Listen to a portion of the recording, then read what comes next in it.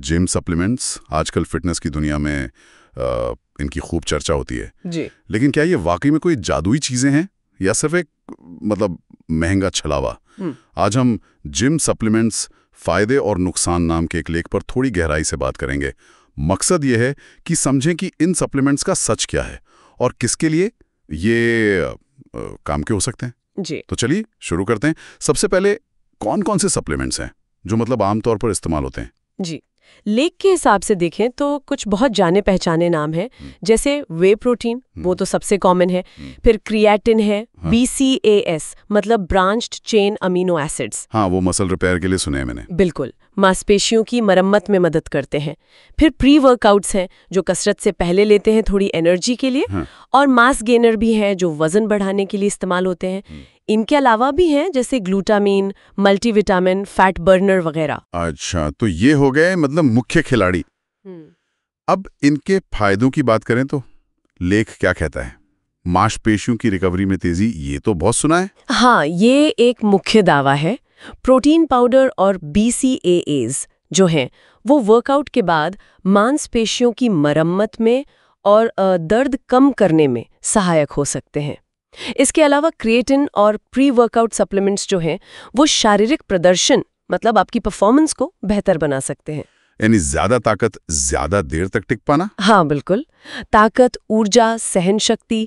लेख में ये भी बताया गया है कि कुछ स्टडीज में क्रिएटिन ने वेट लिफ्टिंग क्षमता में करीब 5 से 10% तक का सुधार दिखाया है। 5 से 10%, ठीक है।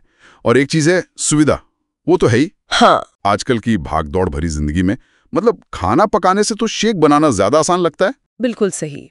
ये जो व्यस्त जीवन शैली वाले लोग हैं उनके लिए तो ये एक बड़ा आकर्षण है। साथ ही ये सप्लीमेंट्स पोषण की कमी को मतलब न्यूट्रिशनल गैप्स को पूरा करने में भी मददगार हो सकते हैं, खासकर उनके लिए जिनका आहार किसी वजह से सीमित है, जैसे शाकाहारी या वीगन लोग। उन्हें शायद पर्याप्त प्रोटीन या विटामिन B12 न मिल पाता हो। ये दिलचस्प बात है। लेकिन हर कहानी के दो पहलू होते हैं, तो इन सप्लीमेंट से जुड़े नुकसान या कह लें जोखिम क्या हो सकते हैं? हाँ, तो लेख कुछ संभावित साइड इफेक्ट्स पर भी रोशनी डालता है। जैसे क्रिएटिन से कुछ लोगों में पेट फूलना या वाटर रिटेंशन मतलब पानी का वजन बढ़ना देखा गया है। अच्छा। और प्री वर्कआउट्स में जो कैफीन या दूसरे उत्तेजक पदार्थ होते हैं उनसे नींद न आना, घबराहट या पाचन संबंधी समस्याएं हो सकती हैं। यहाँ तक कि किडनी पर अतिरिक्त दबाव पड़ने की भी बात कही गई है, खासकर अगर सही मात्रा न ली जाए या पानी ठीक से न पिया जाए। और एक रेगुलेशन वाला मुद्दा भी है ना, मतलब ये कितने सुरक्षित हैं, इस पर क्या खास बात है? हाँ, वो एक गंभीर चिंता है। देखिए, कई देशों में सप्लीमेंट इंडस्ट्री उतनी सख्ती से रेगुलेटेड नहीं है जितनी कि दवा इंडस्ट्री। लेख इस बात पर जोर देता है कि इससे मिलावट का खतरा बढ़ जाता है या गलत लेबलिंग हो सकती है या कोई हानिकारक पदार्थ मिला हो सकता है। एक उदाहरण भी दिया है कि कुछ जांचों में ऐसे सप्लीमेंट्स में स्टेरॉइड्स या दूसरे प्रतिबंधित पदार्थ भी पाए गए हैं जो लेबल पर लिखे ही नहीं थे। बाप रे, मतलब आप सोच रहे हैं कि आप प्रोटीन ले रहे हैं और शायद कुछ और ही शरीर में जा रहा हो। बिल्कुल। एक और बात, क्या इन पर एक तरह की निर्भरता का भी खतरा रहता है? सही कहा आपने। एक जोखिम ये है कि लोग संतुलित भोजन मतलब अच्छा खाना खाने की जगह पूरी तरह सप्लीमेंट्स पर ही निर्भर हो जाएं, जबकि सप्लीमेंट्स का उद्देश्य तो आहार को पूरा करना है, उसकी जगह लेना नहीं। सही है, वो पूरक हैं, विकल्प नहीं। बिल्कुल। और हाँ, अच्छी क्वालिटी के सप्लीमेंट्स काफी महंगे भी हो सकते हैं, तो बजट पर भी असर पड़ता है। तो क्या इसका मतलब ये हुआ कि अगर कोई संतुलित आहार ले रहा है, मतलब घर का अच्छा खाना खा रहा है, तो शायद उसे इनकी जरूरत ही ना हो? काफी हद तक हाँ। लेख इसी ओर इशारा करता है। वो ये साफ करता है कि किसे ज्यादा फायदा हो सकता है, जैसे पेशेवर एथलीट या बॉडी बिल्डर हैं जिन्हें अपनी परफॉर्मेंस या मसल ग्रोथ के लिए एक्स्ट्रा पोषण चाहिए, या फिर वो लोग जिन्हें भोजन से पोषक तत्व मतलब न्यूट्रिएंट्स पूरे नहीं मिल पा रहे हैं किसी कारण से। और किन्हें खास सावधानी बरतने की सलाह दी गई है, मतलब कौन इनसे दूर रहे तो बेहतर है?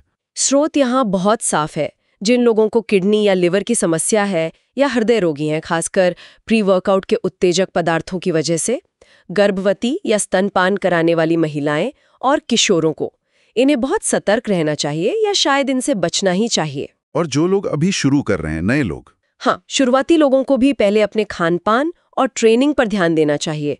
सीधे सप्लीमेंट्स पर कूदना ठीक नहीं। तो कुल मिलाकर कहें तो जिम सप्लीमेंट्स कुछ खास लोगों के लिए खास परिस्थितियों में फ़ायदेमंद हो सकते हैं, लेकिन आंख मूंद कर इनका इस्तेमाल करना जोखिम भरा भी है और महंगा भी।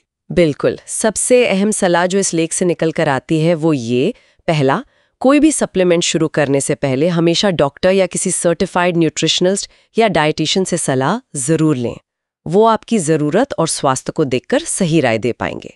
हाँ, ये बहुत ज़रूरी है। दूसरा, संतुलित और पौष्टिक आहार को हमेशा पहली प्राथमिकता दें। सप्लीमेंट्स सिर्फ पूरक हैं, भोजन का विकल्प नहीं। ठीक है। और तीसरा, अगर सप्लीमेंट लेना ही है तो किसी भरोसेमंद ब्रांड का चुनें, जिसकी क्वालिटी जांची परखी हो। आप थर्ड पार्टी सर्टिफिकेशन देख सकते हैं। तो यहाँ समझने वाली बात यह है कि जानकारी और संतुलन यही कुंजी है। बिल्कुल।